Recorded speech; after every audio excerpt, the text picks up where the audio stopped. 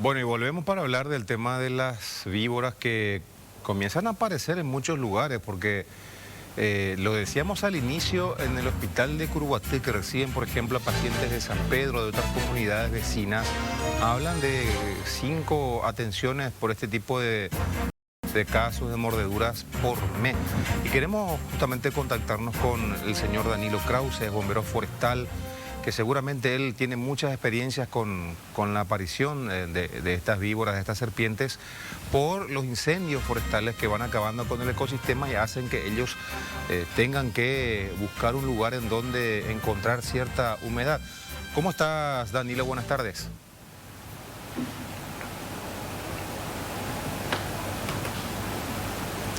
Danilo, ¿nos escuchás? A ver si podemos retomar con Danilo, lo teníamos allí en la gatera, en espera para poder conversar con él acerca de esta situación. Este fenómeno que está haciendo que vayan apareciendo en zonas más urbanas, más pobladas, estas serpientes, y tomen contacto con los humanos, porque tienen su hábitat, sin embargo nosotros vamos destruyendo por distintos motivos, con distintas acciones humanas, el hábitat natural que tienen y hace que tengan que ellos buscar otros sitios, que es lo que está pasando últimamente, porque los casos van arreciando, muchos en el interior del país, y vamos a ver si también podemos hablar de la manera en que se pueden tomar los métodos de precaución. Ya estuvimos hablando de algunos de ellos, de cubrirse los pies, y de gente de campaña Roicó Pinandí. Entonces eso también hace calor, complica un poco el tema. Además de que hace calor, ya no se acostumbra. Saludamos a Danilo Krause. ¿Nos escuchás, Danilo? ¿Cómo estás? Sí, escucho. ¿Qué tal? ¿Todo bien? Súper bien. Muy bien. Estábamos haciendo una introducción, Danilo, en el sentido de que habrás encontrado muchas situaciones como esta en la que el ecosistema, el lugar donde están estas especies, se van destruyendo por acción del hombre y vayan ellos buscando sitios y llegando hasta los sitios urbanos, porque estamos escuchando muchos casos de mordeduras de serpientes en muchas comunidades y nos llamó la atención. ¿Podríamos explicar esto, Danilo? Sí, bueno, el mayor tema del tema de las serpientes, para empezar luego, es el desconocimiento en general de la población.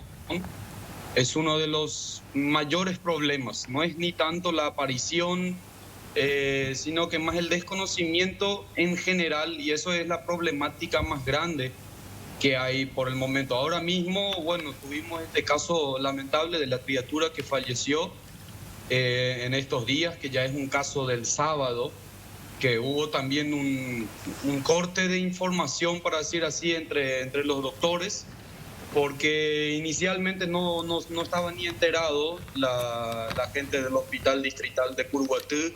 Pidieron unas horas para poder informarse y bueno, pasó lo mismo en el Instituto de Medicina Tropical, que no estaban enterados ni los jefes del caso, pero el mayor problema en general es el desconocimiento. Entonces eso es lo que es el mayor problema que hay, que la gente no sabe qué hacer cuando aparece una serpiente, no sabe súper bien identificar, y menos qué hacer realmente cuando pase un envenenamiento. Ese es el mayor problema, y la problemática mayor en caso de un envenenamiento es el desconocimiento por aplicar, por ejemplo, torniquetes, cortar la herida, succionar. Y esos fueron los comentarios que más leí estos días, donde la gente comentaba que la criatura se iba a poder salvar realizando un torniquete de 3 dedos encima de la mordida, y que tenía que cortar la herida. Son cosas muy peligrosas si uno desconoce del tema, principalmente lo que es toxinas, en el cual estamos trabajando muchos años fuertemente con lo que es parte de toxina, investigación, producción de suero antiofídico, con varias instituciones a nivel nacional, a internacional, mejor dicho, porque nacional no tenemos. Entonces ese es el mayor problema que tenemos, el desconocimiento. Sí. Y Danilo, ahí justamente quería interrumpirte, porque en el caso de este niño que finalmente falleció lastimosamente, sí le hicieron un torniquete y fue contraproducente. Sí, totalmente. Sí, al 100%. No importa de qué envenenamiento estemos hablando, no importa si estamos hablando de un envenenamiento no sé, una yarará, o de una cascabel, o de una coral, o si nos vamos a Centroamérica, de algún vipérido venenoso, lo que sea. Entonces, no estamos hablando de que sirva, es totalmente lo contrario, no sirve. Hay algunos datos a nivel internacional de otros países donde sí se ha detectado que funcione posiblemente, que ayude, principalmente lo que en casos de envenenamientos neurotóxicos, pero eso no implica Sudamérica. Entonces eso tampoco no está 100% allá comprobado, ni médicamente ni científicamente, pero sí expertos están hablando de que puede ayudar con un poquitito, porque estamos hablando de toxinas muy distintas. Acá son de la cascabel, que también tiene una neurotoxina, pero no es comparado con la misma neurotoxina de algunos elápidos de Asia, que sí el veneno hace un efecto mucho más rápido que el nuestro, porque la cascabel acá es neurotóxica, pero el efecto no es tanto como hablando de un taipán, que es, por ejemplo, de Australia. Ahí sí es totalmente otra cosa, y si uno lee en internet y encuentra un archivo donde allá están debatiendo una mínima posibilidad que funcione, pero tampoco está muy contradictorio, lo mismo como acá, porque el veneno se esparce en pocos segundos por todo el cuerpo. Entonces no tiene sentido aplicar un torniquete porque, como ya dije, el veneno se esparce en pocos segundos. Entonces, realizar un corte, ¿para qué? Si el veneno ya está por todo el cuerpo. Realizar un torniquete, ¿para qué? Si el veneno ya está por todo el cuerpo. Y aquí para nuestra realidad, con las especies con las que mayormente podríamos toparnos, ¿qué es lo que hay que hacer? Danilo, explícanos, porque hablabas de desconocimiento. Obviamente todos tenemos en gran medida un desconocimiento de qué tipo de serpiente nos mordió. Podemos incluso apelar al conocimiento de un médico que nos pueda dar los primeros auxilios, ¿verdad? Pero ¿qué hacer entonces con las especies con las que comúnmente podríamos toparnos? Bueno, número uno, las especies que más podríamos llegar a toparnos son no venenosas, como por ejemplo la curiyú, las ñacaniná, son una de las más frecuentes que podríamos encontrar en todos, principalmente zonas central. En zona central encontrar luego, principalmente departamento central, encontrar una venenosa sería más hacia Areguá, Cacupé, Tobatí, que ya entra en cordillera, pero está ahí cerquita de Asunción, no estamos hablando de muy lejos. Ajá. Si es, por ejemplo, acá en la zona donde yo vivo, en San Pedro, también estamos hablando de la principal cantidad de serpientes que aparecen son no venenosas. Hay escasas cantidades de venenosas, que las no venenosas estamos hablando son al más del 95% la vamos a encontrar de noche porque son nocturnas. Pero hay casos donde sí aparecen de día también, entonces no es necesario que de día todas las que encontremos son no venenosas. Hay casos muy raros de actividad de serpientes venenosas diurnas, pero las serpientes venenosas son de noche. Entonces, de encontrarse con una venenosa, digámosle un 15% probabilidad que nos encontremos con una venenosa, y el resto es todo no venenosa, como más en zona central, curiyú y ñacaniná. Ahora, ¿qué hacemos cuando encontremos una? Porque da igual si es una venenosa, no venenosa, estamos hablando de un animal que no hay que tocar, de un animal que no hay que manipular, de un animal que no hay que intentar de atacar o matar como muchas veces, sino que es como cualquier otro animal silvestre que ingresa en la casa, hay que buscar a alguien que la pueda sacar. Y en este caso, la mayoría de las compañías de bomberos a nivel departamento central principalmente, hace justamente una semana atrás estuve dando una charla para los bomberos de Lambaré. Entonces hay capacitación de eso, se puede llamar al 132 para que ellos puedan acudir al lugar para rescatar el animal. Es muy importante que la gente tenga a la vista la serpiente para no perderle la vista, llamar a los bomberos y tenerle a la vista, pero teniendo una distancia de unos 3 metros. Un ejemplo, ya me mordió. Sí. Yo, ¿cómo diferencio si es venenosa o no? O sea, lo recomendable es ir rápido a un centro asistencial. Y ahí se ve. Porque sí. desconocemos. Yo me muerde para ser práctico, te digo. Para ser práctico, te digo, me muerde, yo no sé. Entonces voy directo.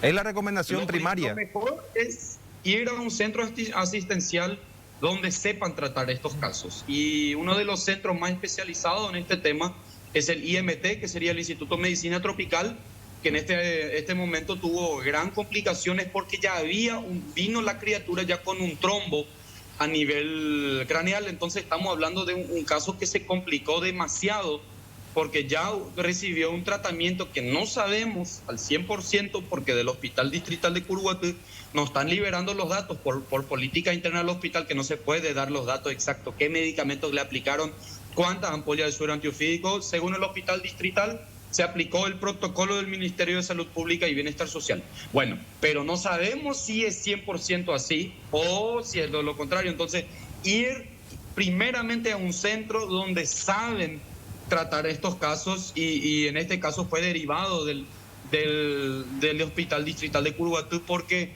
había un problema del tema de la coagulación, que es muy normal. Eso se puede tratar en distintos hospitales, no es necesario uno que sea 100% específico, porque lo mismo es con la parte veterinaria, con cual más estoy, también con muchos casos que hemos tratado en humanos, en distintos hospitales privados como también públicos, donde pude también estar, acompañarle al paciente, acompañar a los médicos y hacer un trabajo en conjunto que nunca hemos, en más de 7, 8 años que estamos trabajando en esto, de ayudando también a muchos médicos, como también a nivel internacional.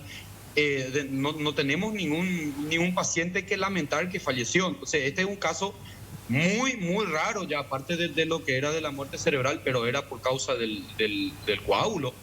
Danilo. Que daba. Pero lo más importante, ¿qué hacer cuando nos muerde? Ir a un centro donde saben atender estos casos. No hay otra cosa, porque podríamos entrar en muchos detalles que la gente no va a entender, porque si daría, bueno, me consulta para dar una charla, un curso es de 2 días. Entonces, en hacer en una entrevista, explicar qué hacer, cómo funciona, qué pasa, qué síntomas aparecen, cuáles son cosas que se podría hacer, cuáles no, estaríamos hablando más de 1 hora mínimo y máximo 20 horas de charla. Danilo, antes de cerrar, quería pedirte una ayuda para identificar. Nosotros, mientras charlamos, ponemos como referencia a algunas imágenes que tenemos, ¿verdad? Y en los últimos días, sobre todo para identificar a la yarará, ponemos una en particular. Solo que en estos días, hablando con un primo que es del interior y que conoce estas cosas, me dice, no, esa no es yarará, es una cririgó.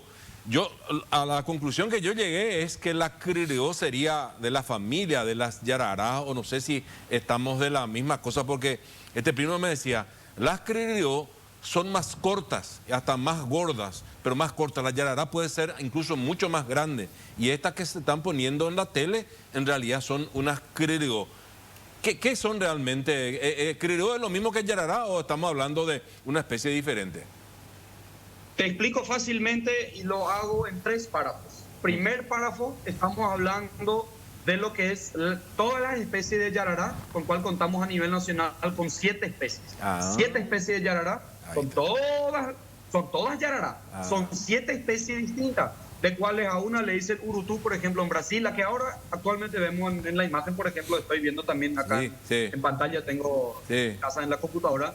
La que se ve ahora mismo es no sé si coincide con el audio, con lo que yo veo acá, puede ser que sea un poquito atrasado, pero es la Botrops alternatus, eso sería el nombre científico. El nombre común, ¿cuál sería?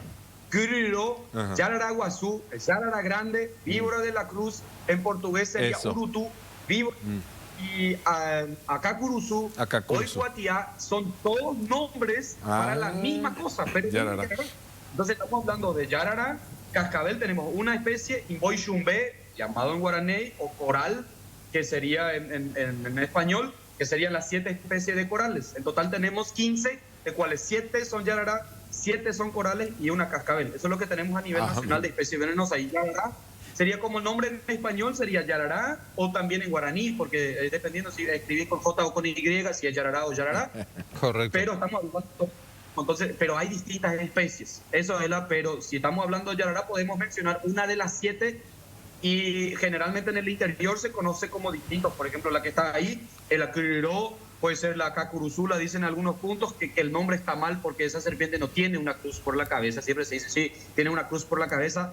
Puede que alguien me envíe una foto de una que tiene una cruz perfecta en la cabeza, porque la cruz está en las manchas que tiene en el costado del cuerpo, en el patrón, de forma como un triángulo en el costado del cuerpo. Ahí adentro figura una cruz, en esa especie en general, que es la Botrops alternatus. Tenemos después la Botrops diporus, que es más cerca hacia zona central, hacia el departamento central, como Cacupé, Toatí, Areguá. Tenemos casos de apariencia de esa especie, y también, bueno, lo que es Chacoí y otros lugares. Entonces, acá hacia San Pedro está también alternatus esta, que es el nombre científico con eso no se puede, pero yarará sería el nombre común de las 7 especies de yarará. Entonces, para explicar qué exactamente es una yarará, entraríamos en muchos detalles que es mejor con muchas imágenes, con una presentación que podría armar que tenga. Mucho más largo. Lo decías, Danilo, este tipo de charlas pueden durar días, horas, pero se nos acabó el tiempo. Se nos acabó el tiempo nomás y queríamos agradecerte todo el tiempo que nos diste para darnos unas nociones básicas de conocimiento y de reacción, sobre todo ante este tipo de situaciones que lastimosamente tal vez se sigan ocurriendo. Así que te enviamos un saludo grande y vamos a estar en contacto permanente posiblemente.